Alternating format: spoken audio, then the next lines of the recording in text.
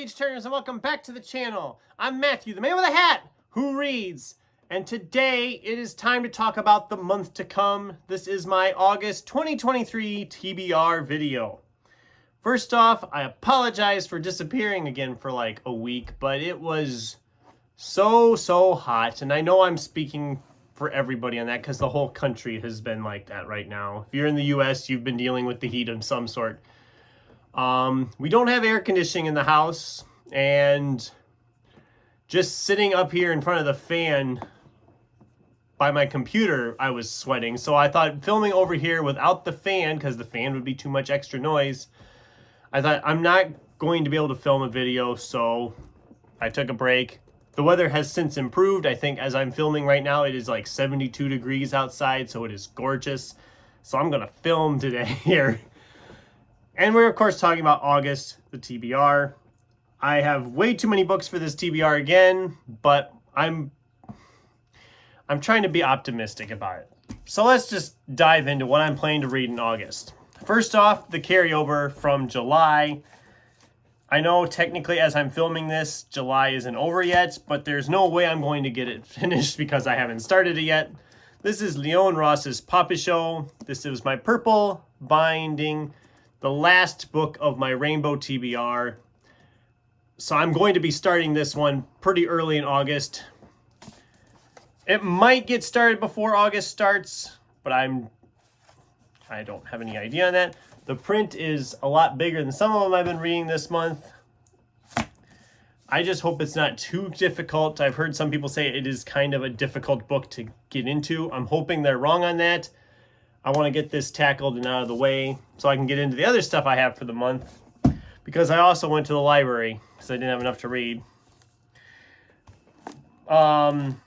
First up is Riley Sager's The House Across the Lake. Riley's been putting out a book about every year. This is last year's book. It finally was available at the library for me to get. I usually read through these pretty quick. They're not terribly long usually. I think this one's like $3.50. Right? $3.49. Wow, I nailed that. Off by one page. But these usually fly by really quickly. I think I won't have any problem getting this one done early.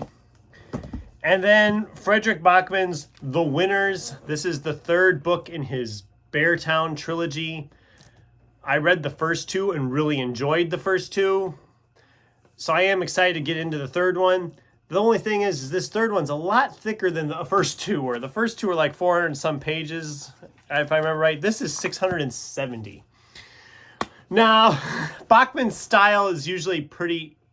I haven't really had much trouble with his writing style. I think I will fly by through this one pretty quick too. And we'll see if I enjoy it as much as the other two in the series. All right, now let's dive into the stuff I have yet that I want to read this month.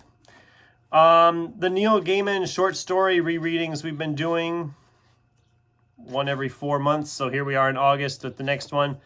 This is Fragile Things, Short Fictions and Wonders. And of course, like I said before, I think I love this cover. Such a fun cover. It's a short story collection. It's 340 pages. Neil Gaiman's one of the greats. I'm sorry. And his short fiction is just as good as his novels. I read Smoke and Mirrors back in April. I loved it just as much, if not more so than I remember. I have a feeling this will be very similar to that. I mean, like I said, it's short stories. I'll probably fly through this pretty quick. I know Smoke and Mirrors, I think I read in like 3 or 4 days. I don't see this one taking any longer than that. Then, since I realized it's been a while since I've picked up a James Rollins, and I have 3 of them sitting here I haven't read yet, I'm diving back in with Kingdom of Bones. This is the 11th in that series. Let me just count here. 1, 2, 3, 4, 5, 6, 7, 8, 9, 10, 11, 12, 13, 14. 16th! 16th in the Sigma Force series. God, I thought it was lower than that. I guess there are quite a few of them in that series, but I have loved this series from the get-go. Probably my favorite stuff he writes is that series. I am about a year behind on them because I usually wait for the mass market to come out just to get a copy, because all of them I have are mass market at this point. So I'm just like, why should I start getting them hardcover now since I have that nice matching set? Except they don't all match because you know how they change the size of paperbacks. So like the first few are like this tall, and then the rest are like this tall. And part of me hates that, but I could get new copies if I found them cheap enough, I suppose. But I do like those copies too. So I don't know. I do like the mass market size though for these. They're nice and compact. It's pretty thick, like almost 600 pages. But I fly through a James Rollins Sigma Force series. It's very rare if I'm reading these, I don't pull in at least 120 pages a day on these. These move really fast for me. I love these books so much. I don't think I'll have a problem getting that finished. Also, we're going back to Hard Case Crime with Max Allan Collins' Double Down. These are reprints of his Nolan novels. He's been putting 2 of them together in each edition. I read 2 for the Money back in June, I believe it was, May or June. That was the first 2. This is books 3 and 4. But even with that, this is still only like 350 pages. So, yeah. Max Allan Collins, I'm really loving his stuff. I loved the Quarry novels. I loved the first 2 of the Nolan novels. So I have a feeling I'm going to like these as well. I haven't bought any more in the series yet. That's on my to-do list. So, but I'll be getting to some of them eventually. But I am looking forward to this. Again, it'll probably fly by pretty quickly. As will Toshikazu Kawaguchi's Tales from the Cafe. This is the sequel to Before the Coffee Gets Cold. If you've watched the channel at all, you know how much I loved that book. I am very excited to dive into the next one. I know there's a 3rd book out there already too that's been translated, so I will probably be getting that one at some point as well. I've loved this. I loved the first one so much. I'm hoping I love this one as much as that first one. I haven't heard anybody talking about the second one really, so I guess we'll see. Maybe it's not as good.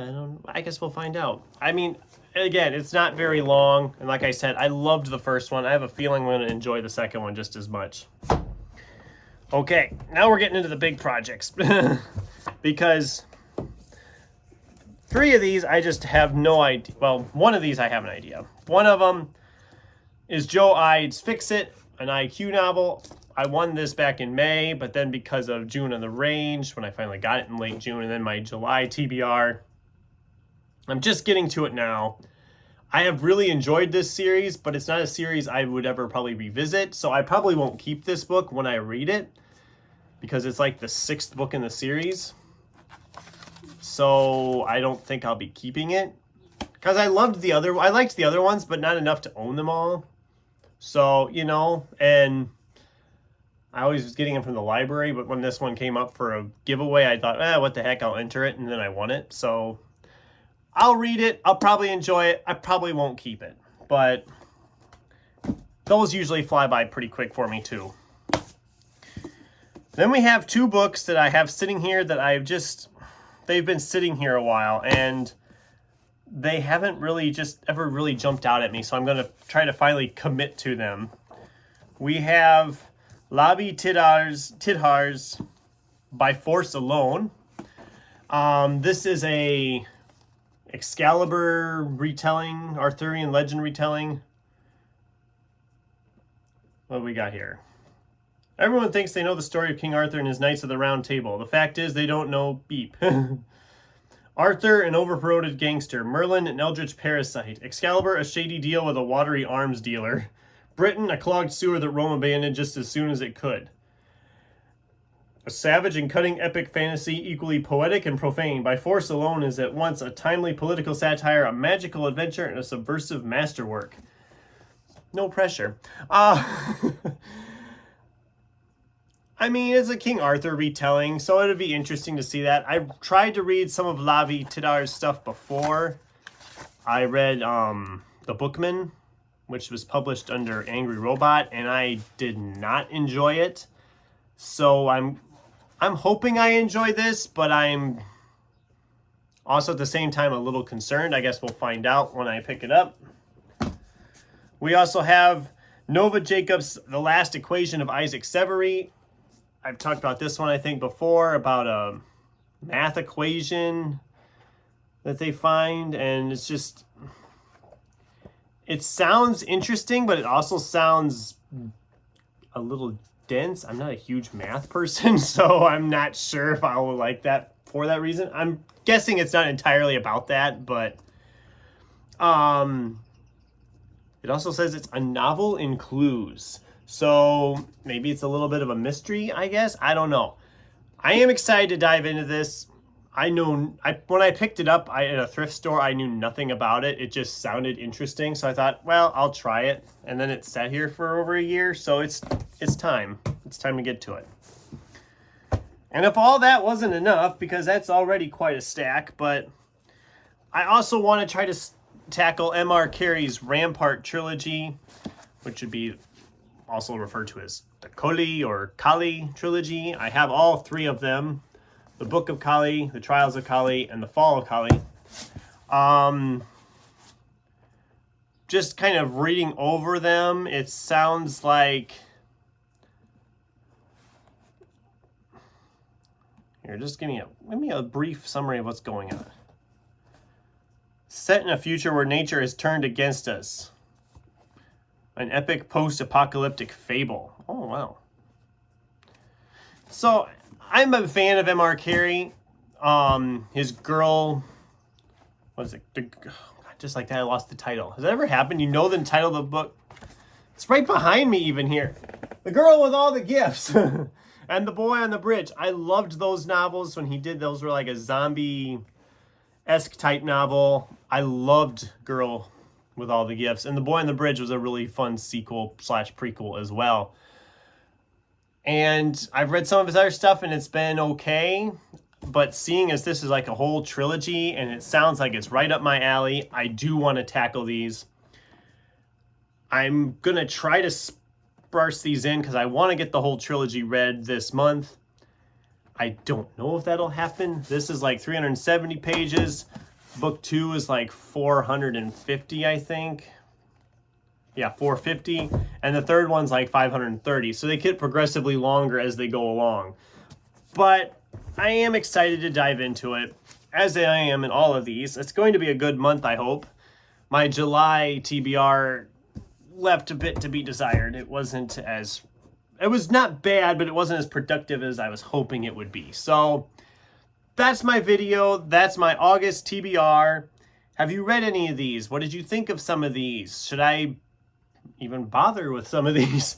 I'd love to hear your thoughts in the comments down below. Thanks for watching, and until next time, keep turning pages.